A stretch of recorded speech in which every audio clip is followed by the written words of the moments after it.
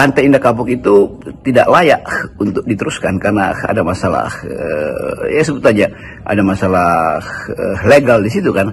Jadi terlihat bagaimana dua menteri ini, Menteri ARA itu dan Menteri Nusron itu berseberangan sebetulnya di dalam melihat apa pentingnya satu kawasan yang disebut proyek strategis nasional itu diteruskan.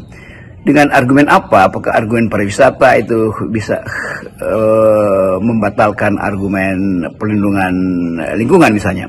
Jadi kita lihat di situ bagaimana sistem-sistem kebijakan itu mulai saling berbenturan, dan perbenturan itu menunjukkan bahwa ada perebutan anggaran, ada perebutan pengaruh elit ekonomi, ada perebutan pengaruh partai di situ tuh.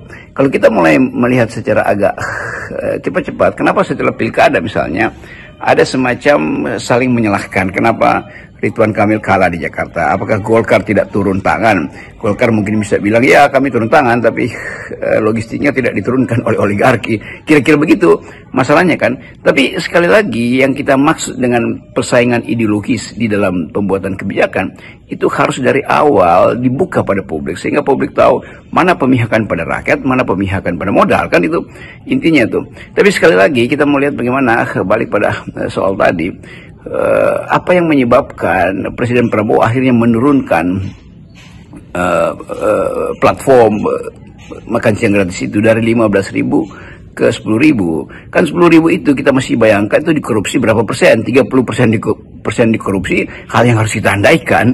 Karena itu bukan sekedar sang kos, tapi sesuatu yang memang diincar oleh mereka yang ingin memanfaatkan dana yang tiap hari itu diturunkan pada murid-murid ini. Jadi peluang moral hazard, peluang